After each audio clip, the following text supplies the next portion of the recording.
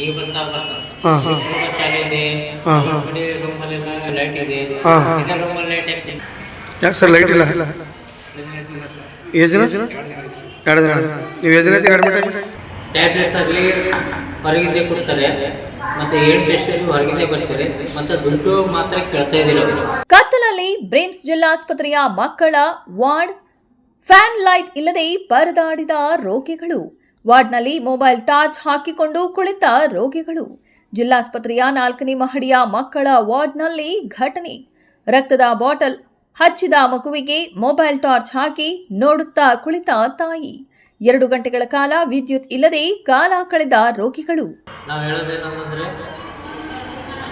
ನಮ್ಮ government hospital ಬ್ರೇಮ್ಸ್ ಆಗಿ ಅಲ್ಲಿ ಟ್ರೀಟ್ಮೆಂಟ್ ಕೊಡ್ತಾರೆ, ಸರಿಯಾಗಿ ಕೊಡ್ತಾರೆ. ಆಮೇಲೆ ಬೇರೆ ಕರೆ ಟ್ಯಾಬ್ಲೆಟ್ಸ್ ಆಗಲಿ ಹೊರಗಿಂದ ಕೊಡ್ತಾರೆ, ಮತ್ತು ಏನ್ ಟೆಸ್ಟ್ ಹೊರಗಿಂದ ಬರ್ತಾರೆ, ಮತ್ತು ದುಡ್ಡು ಮಾತ್ರ ಕೇಳ್ತಾ ಇದ್ದೀರ. ಅದು ನಮ್ಮ ರಿಕ್ವೆಸ್ಟ್, ಸರ್ಕಾರಕ್ಕೆ ಇದು ಮುಟ್ಟಬೇಕು. ವಿದ್ಯುತ್ ಸಮಸ್ಯೆ ಕುರಿತಾಗಿ ಸಿಬ್ಬಂದಿ ಗಮನಕ್ಕೆ ತಂದರೂ ಕೂಡ ಸಿಬ್ಬಂದಿ ನಿರ್ಲಕ್ಷ್ಯ. 2 ಗಂಟೆಗಳ ಬಳಿಕ ಟ್ರಿಪ್ ಹಾಕಿದ್ದ ಎಂಸಿಬಿ ಸರಿಪಡಿಸಿದ ಬೇಮ್ಸ್ ಸ್ಟಾಫ್. ಸಮಸ್ಯೆ ಹೇಳಿದ್ರೆ ಯಾರೂ ಕೇಳಲ್ಲ ಸರ್ ಎಂದು ರೋಗಿಗಳ ಅಳಲು. 3 ಗಂಟೆಯಿಂದ ಗಮನಕ್ಕೆ ತಂದರೂ ಸರಿಪಡಿಸಲಿಲ್ಲ ಎಂದು ರೋಗಿಗಳ ಅಳಲು. ಟೋಟಲ್ ಪೇಷಂಟ್ ಎಲ್ಲ ಪೂರ ಕತ್ತಲಲ್ಲಿ ಸಣ್ಣ ಮಕ್ಕಳು ಅಂದ್ರೆ ನೀವು ಹೋಗಿ ಹೇಳಿರಿ? ಹೇಳಿ, ಆಲ್ರೆಡಿ ಹೇಳ್ಬಂದ, ನಮ್ಮ ಮೆಸೇಜ್ ಹೇಳ್ಬಂದ್ರೆ. ಈಗ ಏನಂತ ಹೇಳಿದ್ರು?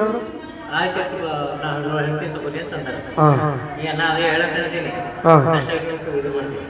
ಏನಂದ್ರೆ ಲೈಟ್ ಇಲ್ಲ ಅಂತ ಇನ್ನು ಹೇಳಕ್ ಹೇಳ್ತೀನಿ. ಈಗ ಹೇಳಕ್ಕೆ ಅಷ್ಟೊಂದು ಕಲ್ತಿಲ್ಲ, ಮತ್ತೆ ಬಟ್ ಇದಕ್ಕೆ ಎಲ್ಲ ಕಡೆ ವ್ಯವಸ್ಥೆ ಮಾಡಿ ವ್ಯವಸ್ಥೆ ಕೊಡ್ಬೇಕು ಸರ್ಕಾರ. ಏನದ ಮೇಲೆ ಸರ್ಕಾರಕ್ಕೆ ಹೇಳ್ತೀನಿ, ಮಕ್ಕಳಿಗೆ ಒಳ್ಳೆ ರೀತಿ ಸಮಸ್ಯೆ ಕೊಡಬೇಕು, ಒಳ್ಳೆ ರೀತಿ ಟ್ರೀಟ್ಮೆಂಟ್ ಕೊಡಬೇಕು, ಒಳ್ಳೆ ರೀತಿ ಏನದ ಸಮಸ್ಯೆ ಒಳ್ಳೇದಾಗಬೇಕು.